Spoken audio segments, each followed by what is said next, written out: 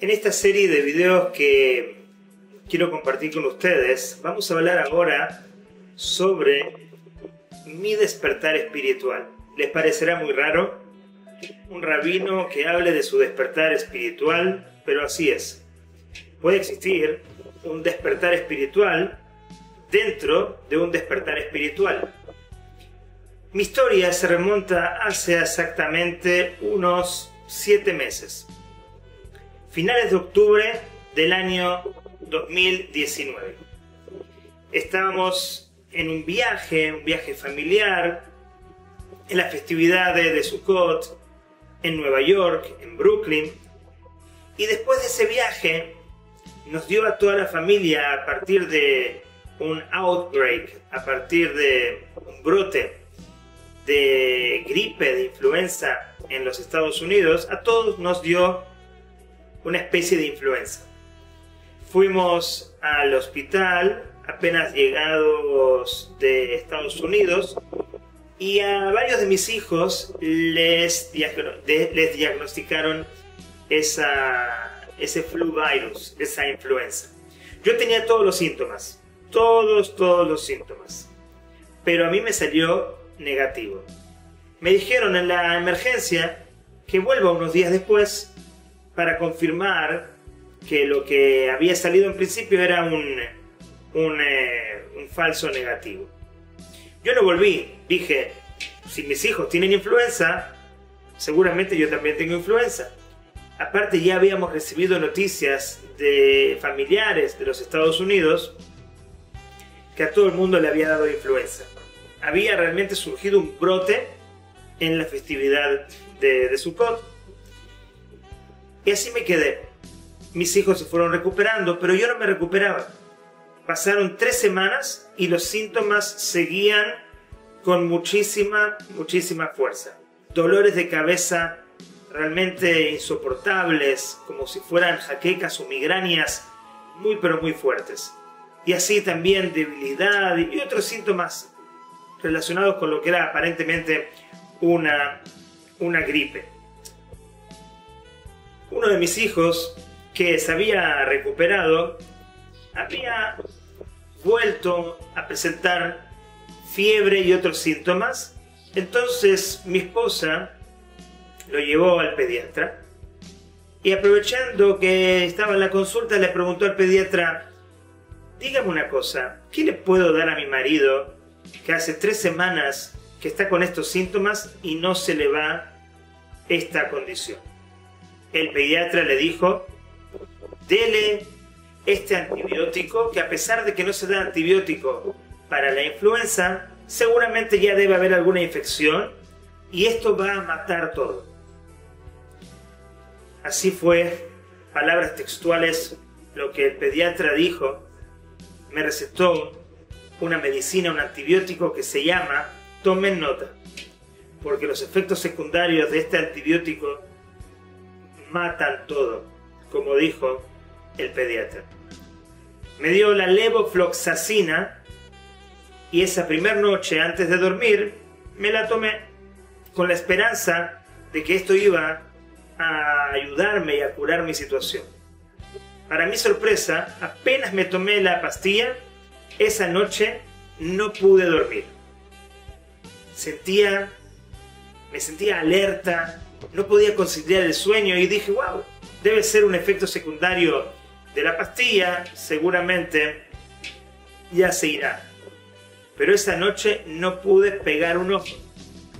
Lo interesante es que en la mañana siguiente voy al rezo, voy a la sinagoga y le comento al rabino con el cual trabajo que tomé esta pastilla y que no dormí y me siento tan alerta y veo los colores tan brillantes y no tengo sueño. Y le dije: seguramente esta noche voy a dormir para recuperar el sueño perdido. Llegó la noche y era misión imposible. Cerraba los ojos y no podía dormir. Dije: wow, qué extraño. ¿Será que tengo un poquito de estrés? Ya me olvidé de los efectos secundarios de la pastilla. Y así fueron pasando los días. y no podía conciliar el sueño. Ya pasando algunos días, empecé como que a preocupar. Pero ya no me preocupaba solamente por la pastilla, perdón, por el sueño, sino que ahora empezaron a aparecer en mí temblores. Temblores involuntarios, fasciculaciones, temblores en diferentes partes del cuerpo. Pensé que tenían que ver con el hecho de que no estaba durmiendo. Pero a partir de estos temblores me dieron también otros síntomas. Sentía pinchazos en el cuerpo o dolores específicos en diferentes partes del cuerpo. Ya eran temblores, pinchazos, dolores tipo tendinitis. Fui a un ortopeda porque me empezó a doler muchísimo una cadera, la parte izquierda de mi cadera. Él diagnosticó una tendinitis específica de cadera. Dije, bueno, tomaré los antiinflamatorios que él me dio y podré mejorar. Pero lo que era muy raro es que a la semana, que yo todavía sin poder conciliar el sueño, me dio el mismo dolor, la misma tendinitis, pero ahora en la parte derecha de la cadera. Visito en esta oportunidad a otro doctor. Quería otra opinión. No estaba tan seguro de que mis problemas eran tan sencillos. Y este doctor me hizo varios exámenes, un análisis mucho más profundo que el primero. Y no sé por qué se me dio para preguntarle, doctor, yo hace 2 semanas me recetaron levofloxacina. ¿Será que todo lo que estoy pasando, no puedo dormir, dolores musculares, tendinitis, ¿será que todo esto tiene que ver con la pastilla? Y me dice, ¿sabes qué? Increíblemente hace 2 semanas leí un artículo sobre los efectos secundarios terribles que proporciona la levofloxacina. En Estados Unidos, Levaquin. Y la verdad que me dijo, te voy a mandar el artículo, pero nunca me lo mandó. Y la verdad es que fueron llegando otros síntomas y otros síntomas. Y yo no podía creer que la levofloxacina, un antibiótico que normalmente se receta y que me recetaron, es verdad, un poco imprudentemente y sin conocer mi caso, pero ¿cómo puede ser que un antibiótico recetado por un doctor va a provocar un infierno en la tierra? Porque los síntomas continuaron. Los síntomas ahora ya eran visión doble. Ya pasé a adelgazar paulatinamente. Bajé 15 kilos en un mes. Mi intestino no funcionaba bien. Todo lo que ingería se iba por el excusado. Y llegó uno de los diagnósticos y uno de los síntomas más dolorosos y más difíciles de soportar. Neuropatía periférica. De repente, yo no me daba cuenta que la neuropatía periférica era ocasionada por comidas específicas que comía y que mi cuerpo no estaba aceptando o no estaba dirigiendo bien o digiriendo bien en ese intestino que estaba completamente destruido.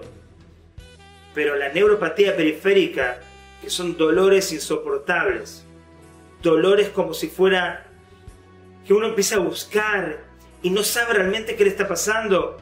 Uno se autodiagnostica con múltiple esclerosis o con enfermedades más terribles que no quiero mencionar, pero el dolor es tan, pero tan poderoso, es un dolor tan, pero tan debilitante que uno no sabe lo que le está pasando.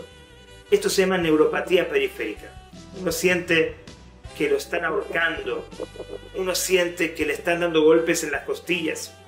El dolor comienza desde lo superior y va bajando paulatinamente, es como 10, 20 segundos muy intensos en diferentes partes del cuerpo. Después, a través de una doctora especialista en estos temas, encontramos una dieta antiinflamatoria, una dieta donde no podía comer lo que uno estaba acostumbrado a comer, no podía comer carnes que están llenas de antibióticos, no podía comer pollo, lo mismo, apenas podía comer algunos pescados y algunas frutas y verduras, alimentos tales que no provocan o no provocarían la neuropatía periférica. Obviamente nada de lácteos, nada de azúcares, nada de cafeína, nada que pueda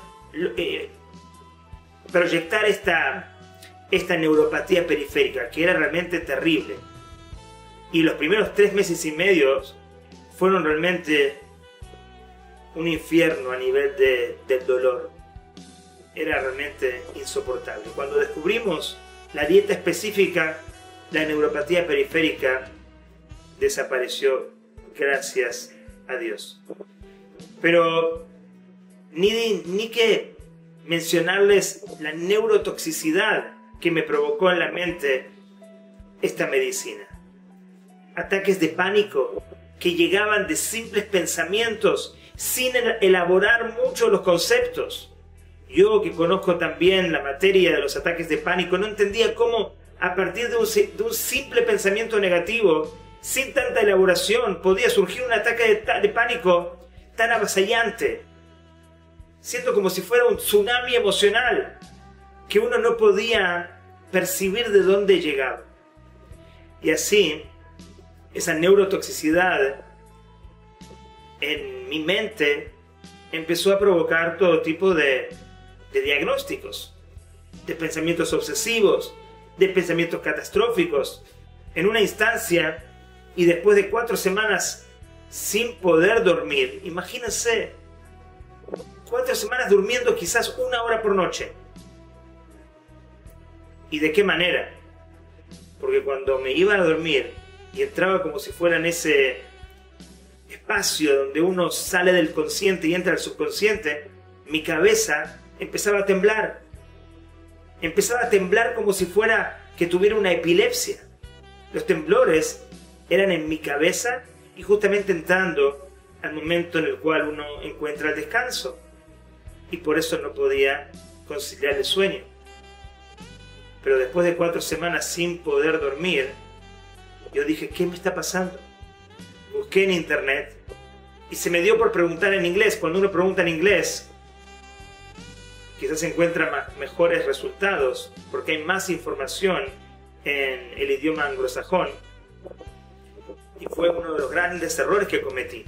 Porque en esa ansiedad tan importante que uno tiene en ese momento, y ante los síntomas que van y vienen y realmente son insoportables, puse insomnio severo.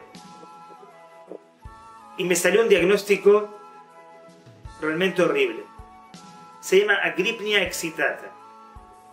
Una condición que tienen aproximadamente 50 familias, normalmente en Italia. Una condición genética donde la persona llega a una instancia donde ya no puede dormir más, y el resultado de esto es nefasto. Yo me convencí de que lo que tenía era agripnia excitata. Y mi papá me acompañó a nuestro doctor de cabecera y él me decía que yo necesito un psiquiatra.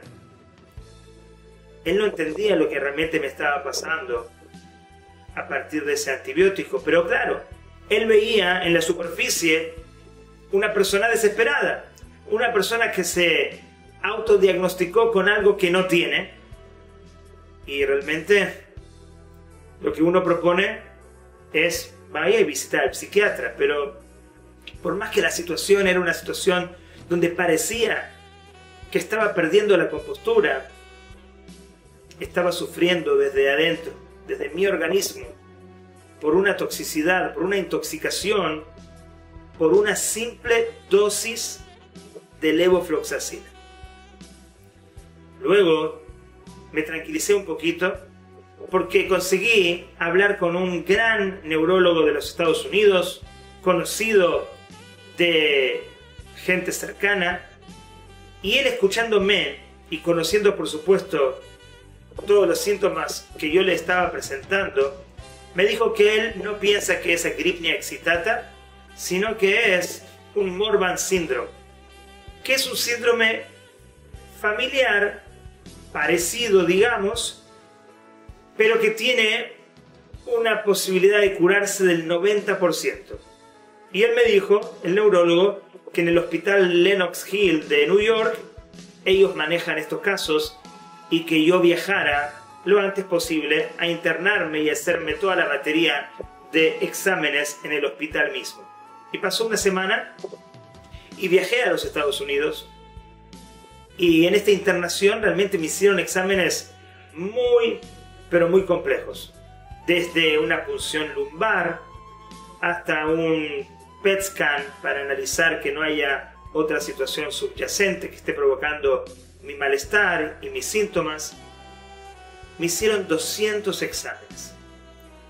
Y gracias a Dios, todos salieron bien.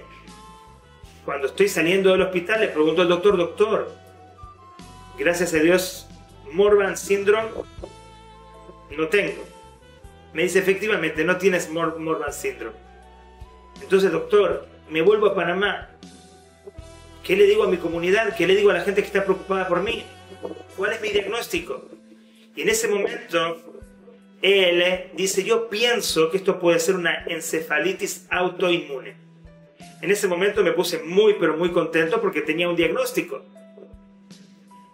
Pero él me dijo, necesitamos 3 semanas porque hay una batería de exámenes que se mandaron a la clínica Mayo, y ahí es donde vamos a determinar si tú tienes una encefalitis autoinmune y determinar cuál es para determinar el tratamiento adecuado.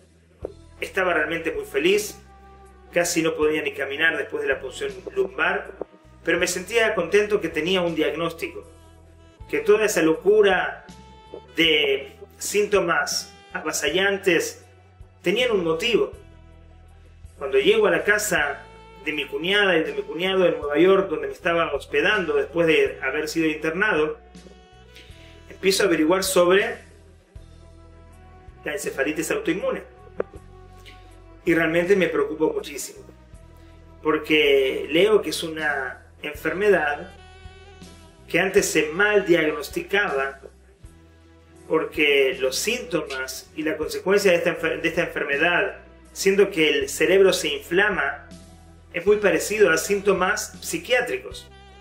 Y la gente terminaba en nosocomios, en clínicas para personas que no están bien mentalmente, cuando en verdad tenían otro diagnóstico que se llamaba encefalitis autoinmune. Y decían los artículos y los videos que estaba viendo que la encefalitis autoinmune había que atacarla lo antes posible para que sus consecuencias no sean realmente consecuencias nefastas y consecuencias que afecten el organismo de una forma total o una forma perpetua. Entonces tenía un diagnóstico por un lado, o un posible o potencial diagnóstico por un lado, pero por otro lado estaba muy asustado porque ahora estaba volviendo a Panamá. Le pregunté al doctor, doctor, ¿no sería mejor que me quede aquí en los Estados Unidos? No, me dijo, hay que esperar los resultados de la clínica Mayo y una vez que los tengamos vamos a proceder con el tratamiento. Esas 3 semanas, que se hicieron 4 semanas, para mí fueron eternas.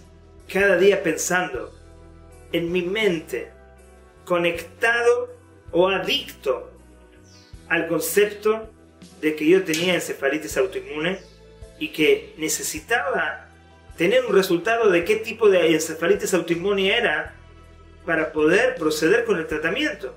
Cada día era un infierno que se maximizaba. Y no solamente por esta idea y esta conexión de tener encefalitis autoinmune, sino porque cada día los síntomas de mi situación, de mi síndrome, se hacían cada vez más fuertes. De repente ya no podía caminar.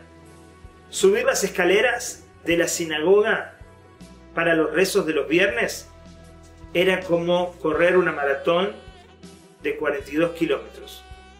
Explícitamente así era. Subía las escaleras y sentía que mi pecho se iba a salir de mi ser. Los dolores que aparecían, el vértigo que comenzó. Y así, por mencionarles 25 síntomas. No sé si les dije antes, visión doble, problemas en el intestino y todo tipo de síntomas. Realmente esta pastilla me cambió la genética, lo que se llama la epigenética. No era celíaco porque yo me había hecho los estudios previo a tomar este antibiótico y ahora tengo un diagnóstico de enfermedad celíaca. Realmente lo que esta levofloxacina, este antibiótico, hizo en mi cuerpo fue realmente algo terrible. No quiero decir que no puedas tomar esta pastilla si tu doctor te lo indica, pero sí hay que tener mucho cuidado. Hay que leer, hay que interiorizarse, saber de los efectos secundarios y saber si para tu situación esta pastilla es adecuada. Yo sé que venía con muchas fisuras en mi organismo. El año previo mi intestino no estaba funcionando de la mejor manera. Yo estaba viviendo muchísimo estrés a partir de mis quehaceres comunitarios, muchos proyectos que estaba dirigiendo. Es verdad que mi cuerpo, cuando recibió ese antibiótico, no fue el mejor recipiente. El recipiente ya estaba quebrado. Pero lo que hizo, como me dijo un doctor de Bélgica, contacté a tanta gente en este proceso, me dice: qué suerte que tuviste. Te dieron todos los síntomas y todos los efectos secundarios que aparecen en los libros. Pero ¿para qué les cuento esta historia? Hoy ya son 7 meses que estoy viviendo este journey, este viaje, esta experiencia, que los primeros 4 meses fueron una experiencia realmente devastadora. Una experiencia muy, pero muy deprimente, muy, pero muy difícil. Pero hoy, y a partir de muchas cosas que he aprendido y de muchas cosas que me han llegado como enseñanzas para poder dominar esta situación y empezar a dejar de ser víctima de las circunstancias, porque créanme que las circunstancias eran como una montaña empinada que había que subir, y mucho más que eso. Una situación de desesperación muy grande a partir de los síntomas inexplicables que llegaban y que rotaban y que me lastimaban, sin mencionar la falta y la incapacidad de poder leer o de entender lo que estaba leyendo, o la incapacidad de poder conectarme y mirar a los ojos a mis hijos, de bajar la mirada y de estar perdido, estar como si fuera en una situación de ser un zombie. No me sentía quizás vivo, mi organismo estaba en una dimensión completamente opuesta a lo que es una vida normal. Ver que mi familia sufría por mi sufrimiento fue uno de los dolores y de las angustias más difíciles en este proceso. Y yo todavía esperando a que lleguen los resultados finales de la clínica Mayo y esperando qué tipo de encefalitis autoinmune yo tengo. Dios no lo permita. Llegan los resultados y nos dicen que definitivamente no hay encefalitis autoinmune. Todos los anticuerpos salieron negativos. Entonces le pregunto al doctor, entonces, ¿qué tengo? Él me responde, me manda una carta del diagnóstico que él propone, que esto seguramente se dio. Esto es una respuesta autoinmune, donde el cuerpo se ataca a sí mismo a partir de un virus que seguramente provocó esto. Entonces le pregunté, ¿se descarta la encefalitis autoinmune? Él me dice, ahora sí, puede ser que la tuviste hace unos meses, pero ahora en los análisis no sale ninguna encefalitis autoinmune. Pero mi cuerpo me seguía atacando. No les mencioné antes, pero el vaso, este órgano que está aquí abajo de la costilla, estaba inflamado, dilatado 16 centímetros. Según análisis, el páncreas no funcionaba correctamente, el hígado también estaba agrandado, lo mismo con un riñón. Esta situación era una situación realmente muy difícil.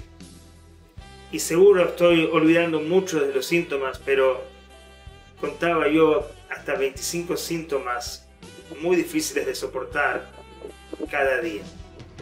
Pero ya que no había un diagnóstico exacto y en mi mente yo sabía que esa levofloxacina podía haber sido la causante, porque justamente a partir de esa toma comenzaron todos estos síntomas y este viaje y esta experiencia física, emocional y también espiritual. Entonces empecé a investigar en internet. Por mi propia cuenta empecé a investigar y para mi sorpresa me encontré con grupos en Facebook de miles y miles de personas. Cientos de ellos que quedaron discapacitados de por vida. Muchas historias de familiares que cuentan cómo perdieron a sus seres queridos por los efectos secundarios de esta medicina, de este antibiótico, que para contarles son 3. Ellos son parte de los antibióticos que se llaman fluoroquinolones. En Estados Unidos o aquí hay uno muy famoso que se llama el ciprofloxacina. Hay otro que se llama Levaquin, que es el que tomé yo, la levofloxacina. Y hay otro que se comercializa como Avelox. Son 3 antibióticos que pueden terminar siendo una bomba dentro del organismo de una persona cuando estos efectos secundarios atacan de tal manera. Y empecé a investigar grupos con miles y miles de personas. Y las historias que allí se contaban eran un reflejo de mi propia historia. Ahora, todo lo que los médicos que yo había visitado y me decían que no, que esa medicina que ellos habían recetado nunca había provocado esos efectos secundarios, ahora está documentado. Está documentado en internet. Si ustedes van a ver efectos secundarios de la levofloxacina, van a ver de qué estoy hablando. Y pueden ser muchos efectos secundarios y de los más terribles. Grupos de a miles en Facebook, cada uno comentando su experiencia, los juicios que le han hecho a las farmacéuticas por el sufrimiento que estas medicinas han provocado en ellos. Y han ganado muchos de esos juicios. Pueden ver esto en internet. ¿Y qué han logrado con ganar estos juicios? Que las compañías farmacéuticas coloquen en lo que es la información dentro de cada antibiótico los posibles efectos secundarios que son de lo más terrible. Esta es mi historia. Quizás los que la conocen bien dirán, esto es la punta del iceberg de tu historia. Pero no quiero crear más drama. Quiero simplemente contarles cómo fue el principio de mi despertar espiritual. Porque a partir de esta historia, una historia dramática, una historia de sufrimiento, una historia de dolor, mi concepción del mundo cambió por completo. Fueron meses, particularmente casi 4 meses, de lo que yo llamo un infierno en la tierra. Pero espiritualmente, ese dolor estaba haciendo emerger energías, una visión completamente diferente de la vida. Y una vez que esos dolores, que no han cesado por completo, hay algunas cosas que me quedan que tengo que arreglar y que estoy empujando el cuerpo para cada vez tratar de lograr mejorar. Pero hoy en día la enseñanza que esta situación me ha dado es una enseñanza única. Entre tantas, uno pensaba que era empático antes, uno pensaba que antes era bondadoso. Ahora cambia completamente la perspectiva de lo que significa la empatía, el ponerse en el lugar del otro, entender su sufrimiento, pero entenderlo no como antes de esta situación uno lo entendía, sino entenderlo a un nivel mucho más profundo. Quizás situaciones que voy a comentar, que voy a desarrollar a partir de esta serie de nuevos videos que van a tener el título de Mi despertar espiritual.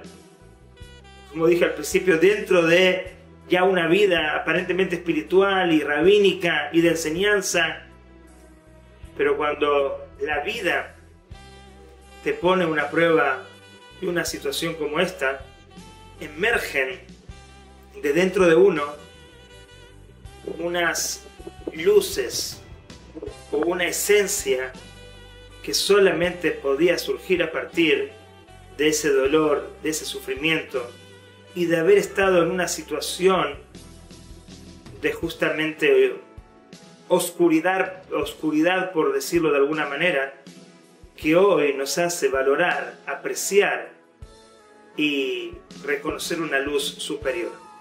Esa misma oscuridad, esa misma situación de dolor y sufrimiento fue el catalizador, el propulsor, la catapulta de lo que hoy yo quiero compartir con todos ustedes. Hasta la próxima edición.